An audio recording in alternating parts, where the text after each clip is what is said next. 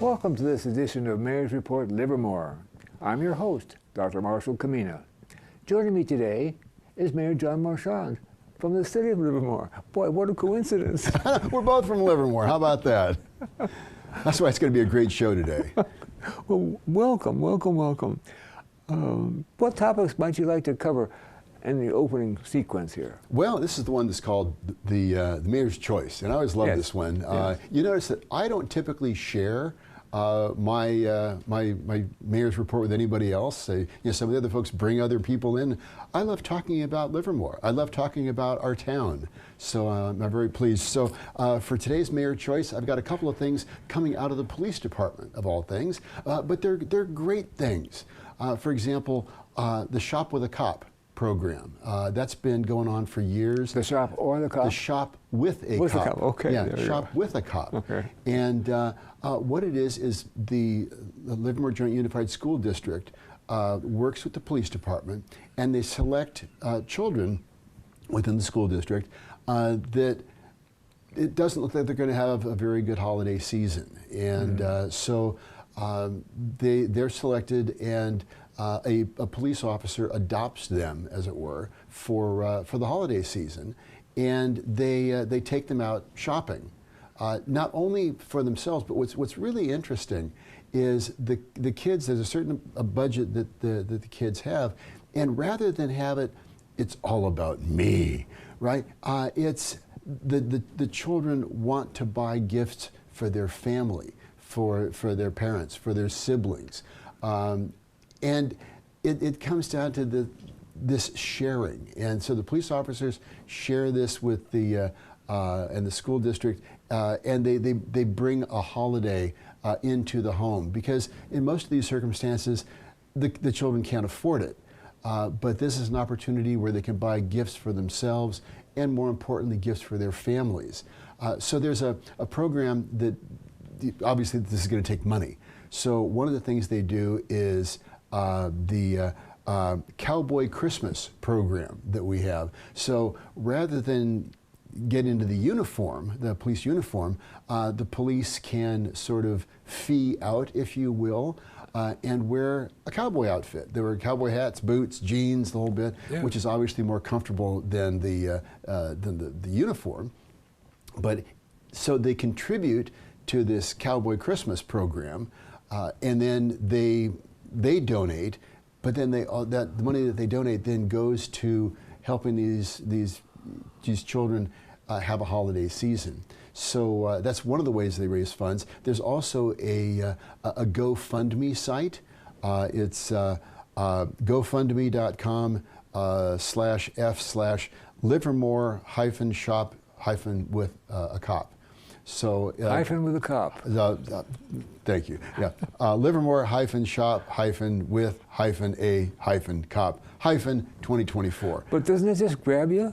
Yeah, it is. The whole event? I just love this, but it's our police department reaching out to really inspire the rest of the community. And another program that they've got, and this has been going on for over 20 years, is the Giving Tree.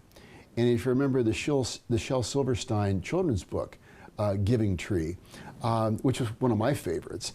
But they have a tree set up in the lobby of the police department, and anybody from the community can come in, and there are tags on the tree, and they work with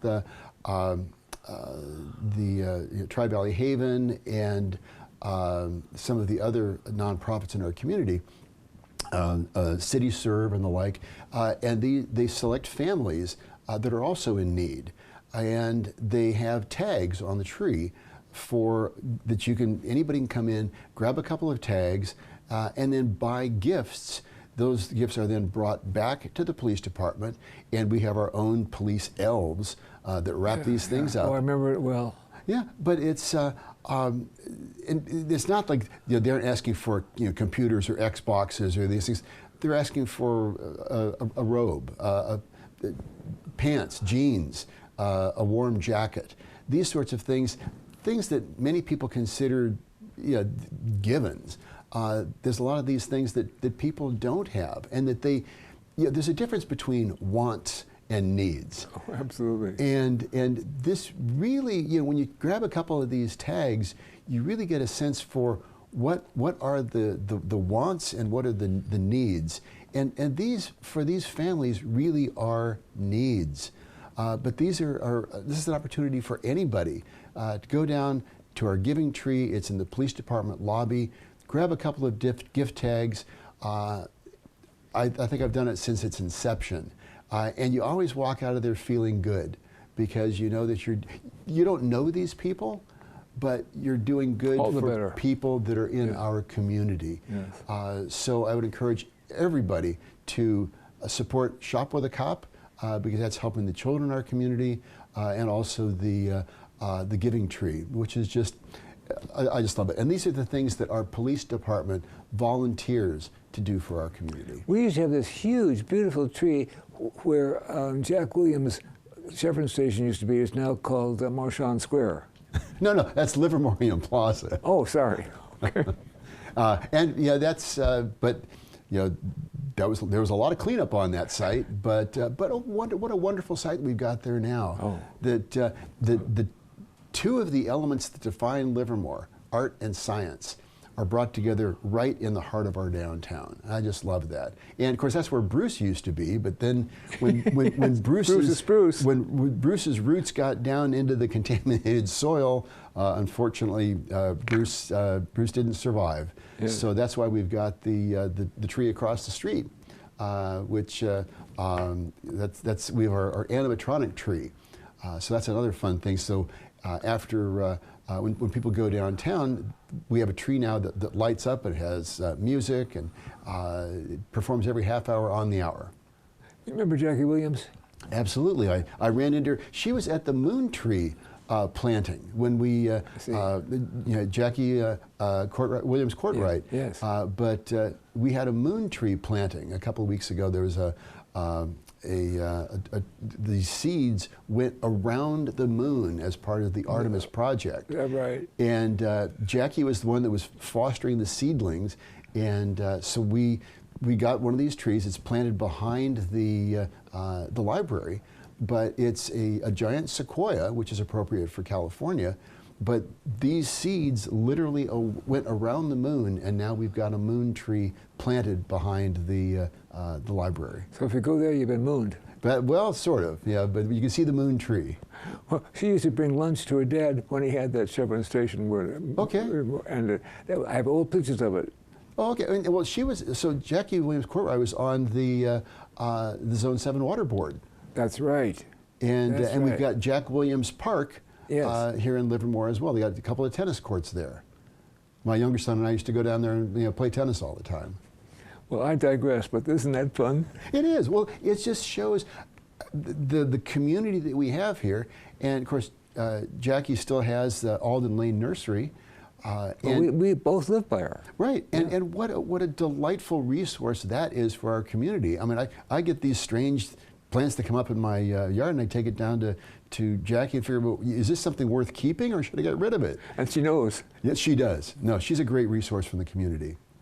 Thank you. Let me follow up a little bit with regard to holiday shopping. Yeah. And following up from the previous mayor's report, what new experiences are being planned for the downtown Livermore next? Well, so we've got a new thing. It's the Holiday Village in the Park, and that's going to be Friday, December 6th from 4 to 8. And this really is like a little bit of a Hallmark movie, if you will, in the downtown. It's at the Carnegie Library Park. Oh, makes sense. And they have, the whole place is lit up with the sparkling lights, and they've got vendors down there. There's holiday treats and unique gifts, food and crafts from local vendors. There's going to be, I think, local beer and wine down there. One of my favorites is a decaf peppermint mocha, which, because it's funny, when the sun goes down, it gets cold out here. Oh, does it ever? And, but to be down there, and it's just this warm, delightful, the community comes together, and it's really sort of this delightful small town feel where you come down to the town square. This was where the town square was, at the Carnegie Library Park. Well, I sort of like the downtown feel. When I turned 16 and lived in East Oak with my parents, and I wanted to get my driver's license, my dad said, I'm going to take you out to Livermore because you won't hit anybody. That's right. That's right. We did the same thing. And what park is this going to be at? It's going to be at the old Carnegie Library Park. Yes. Between 3rd and 4th Street, and but that's going to be on December 6th from 4 till 8. But it's this holiday village in the park, right in downtown Livermore, and of course, because it is the holiday season, you know, some of my favorite shops, Main Street Designs. Yeah. The Mozart, Einstein, and Me for kids or music and toys, and it's a delightful shop. And of course, Therapy is just a fun shop to go in and browse around too, because we all need a little shopping therapy sometimes. I'm just delighted that the downtowns are so unique between Pleasant and Livermore and Dublin, and we each have our own identity. Well, and the great thing about Livermore downtown is that Livermore's downtown was voted the #1 downtown in the East Bay. Some people talk about... Not just the Tri-Valley. Not just the Tri-Valley, but in the 34 cities of the East Bay, we were voted the #1 downtown in the East Bay. So I'm very proud of that. Because, Amen. When we have events in the downtown, I run into a lot of folks from our other towns, from our neighboring cities, that they come to Livermore because they like our downtown. Well, on that note, we're going to take a short break. We'll be right back on this edition of Mayor's Report Livermore in just a moment.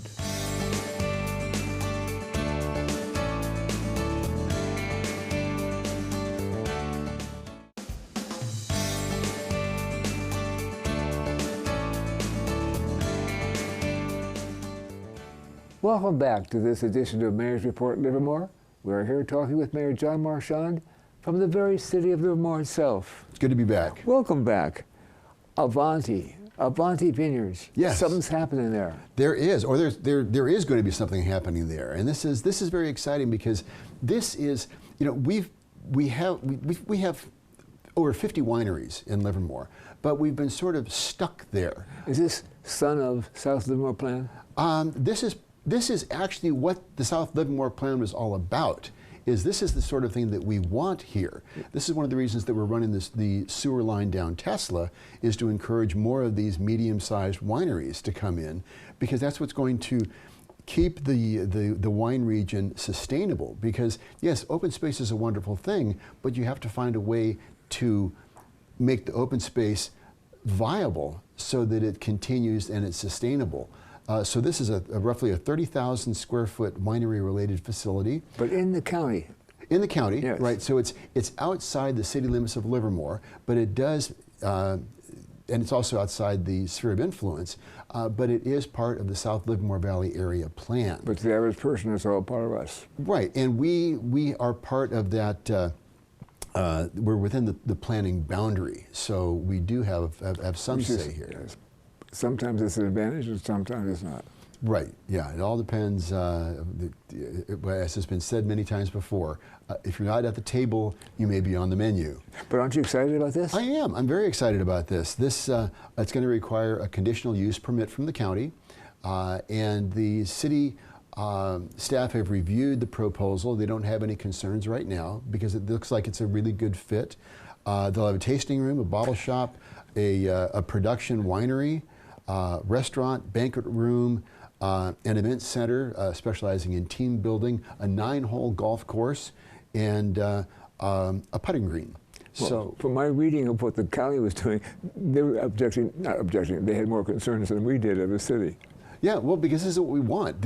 Now, the other thing that I'd really like is I'd like to have a hotel and an inn so that people could come in here, stay here, and then use this facility. If they wanted to bring in corporate team building, they could stay at the downtown, the Bankhead, or the Wine Country Hotel next to the Bankhead.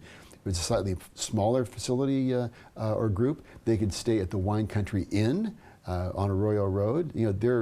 But both of those have been held up in litigation. So a facility like this could well be the jump start that we need to make all of these pieces drop into place for the South Livermore Valley Area Plan and ensure that our wine region has a long-term viability. We've just had an election. Are you privy to any of the results? Well, you know, we're always last, and it just kind of drives me crazy. Because they allow the ballots to still come in a week after the election is over, because as long as it's postmarked, it's okay. But we did have a council election. The great thing of it is I love the Soviet model of the balloting for mayor, because I was unopposed and we were the only person on the ballot, on the only name. You get 100% of the votes. So I got 100% of the votes because I was running unopposed. So I think that's indicative of the community likes what I'm doing. They like the direction that Livermore is going, and the majority of voters support what we're doing, both in the downtown and throughout the community. So I'm or very maybe proud there of was that. nobody better. Thank you. I wouldn't say that, but I'm happy to. But I think that people like where we're going and like what we're doing, and the fact that there were 58 pieces of public art added during my last go around. We approved 4 parks and got 3 of them built. I think that there's a lot of great things going on. So we've got that. We also had a council election, and that was contested, districts 3 and 4. And it looks like Christy Wong, who just was on the school board, and Stephen Dunbar, who was on our planning commission, it looks like they're headed for victory. So I think that the community looked at that. It was a very expensive campaign for the opposition. Yes. But it looks like I'm always impressed at how smart Livermore voters are. And they're very astute, and they read the arguments and the issues. They learn about the folks that are running, and I believe that they elected the 2 most qualified people, and they were the ones that I supported because they were the most qualified. Well, it's interesting and pleasing to most of us that there's movement from within the city, so they already had experience and can add to that. Right, and I think that was one of the concerns in the last election, is that the opposition had no experience. And as you know, there's a lot of moving pieces in running a city, and you also have to be able to herd the cats, to bring all the resources together. What the mayor has the power to convene. So what we do is we can bring the people together to effect a solution. But that isn't always intuitive. It's a learned skill to bring all these people together. You're not suggesting that you don't sometimes have a swing vote, are you? Sometimes I do, okay. But the idea is to bring people together and to develop that consensus. Yes. You know, Livermore and Plaza, there were 5 different ideas for that, and I was able to bring the consensus together to make that happen. So I'm very proud of that. Thank you. Please remind us of some of the citywide holiday events coming up, and do not leave out Deacon Dave's Christmas light extravaganza. Absolutely not. So Deacon Dave, he's getting close to 1 million lights. He's been doing this for since 1982. So this is 42 years, and the only year that we lost was the year of the pandemic. Yes. But since 1982, and it's at 352 Hillcrest Avenue. It brings in tens of thousands of people. PG&E actually had to install a separate transformer more than to once deal with the load. Yes. But it's there's a bridge that you recall as part of this, and there have been over 70 proposals of marriage on that bridge. But it's the Casa del Pomba, and this year he's part of the Great Christmas Light Fight. It's on ABC. And he's resisted being a part of that because the Casa del Pomba is about peace, yes. And he didn't want it associated with a fight. Yes. But I guess they finally talked him into being a participant. It's not a fight, it's a participant, but he's part of that. It goes, opening night is November 30th, it's Saturday. The procession starts at 6:30, and then it's Sunday through Thursday nights, 6 to 9 p.m., and then Friday and Saturday is 6 to 10 p.m. Then the Christmas until New Year's Eve closes at 9. Then there's Earlier in the Bird. It's a Livermore Downtown Inc. Is hosting the Earlier in the Bird kickoff to holiday shopping. That's November 23rd from 7 a.m. to 10 a.m. And that's on Saturday. Wear your pajamas, no sweats, pants, or leggings. And you get an exclusive belt pack giveaway sponsored by Uptown Girls Boutique and Salon. And then local shops are going to open at 7 a.m. with great deals, so come on down. And deals, steals, and giveaways, as they say. You can fuel up for breakfast with coffee or lunch at one of the downtown eateries. They just opened new morning, or this Mornings on First. Just opened up for breakfast. There's the Bourbon Pear. Just opened up. It's a great restaurant. And then there's, of course, Monica's and Riata for breakfast. They're going to have Tri-Valley Haven is going to have a gift drive. So bring a new unwrapped gift for teens to the Tri-Valley Haven booth at the Livermore Plaza for a chance to win a prize basket. Or grab a gift from our participating downtown store with the designated signs. And finally, the Holiday Lights and Sounds Parade and Tree Lighting, which I mentioned. That's going to be at December 7th, Saturday, starting at 6 p.m. And we've had the parade for years. I remember a couple years ago, it was raining, and we were going to go ahead with it. The rain stopped at 6 o'clock. That's Deacon Dave's work. And he's got connections. But we had, the parade is wonderful. And it's a wonderful event because the community comes downtown, and it really is, it's a family gathering in the downtown. And we've got, as I mentioned, Bruce, but we've got we have that animatronic tree right there at Lizzie Fountain. We turn the fountain off, and we've got this multi-story tree downtown. It's got lights, it's got music, and it's just come into the downtown and enjoy the holiday season. It's a wonderful place. Well, with regard to that parade, do you remember Milt Coloroli? Of course. The Ford dealer? Yes. That's where I got my car. Well, there you go. He took it upon himself to loan us whatever the current model Thunderbird was, and the mayor's got to drive in that. Oh, okay. And it started with the early ones. We just took 2 people, and then that gets refined until the 4 people one wasn't quite as exciting. But I was happy to be in one of the convertibles. And were you ever in one of the Thunderbirds? I was not. There was a year that I won't mention the brand, but I had these magnetic signs made up. This says Livermore Mayor John Marchand. It's got a grape motif in the background. So first year I had those signs made up. We're in the holiday parade. And I go running over to my car, and I put them on the car, and they dropped to the ground because they were aluminum doors. They wouldn't stick. So now I've got Dick Jones GTO, and those have steel doors, so they always stick. Oh, that's some car. Yeah, it is. That's a beautiful car. Thank you, Mayor. Thank you so much for being here. I wish we had more time because with the 2 of us, we've got plenty to say. Always a lot of fun. And thank you for watching this edition of Mayor's Report, Livermore. Join us for the next episode of Mayor's Report right here on Tri-Valley TV. I'm Dr. Marshall Kamena, and I thank you for joining us.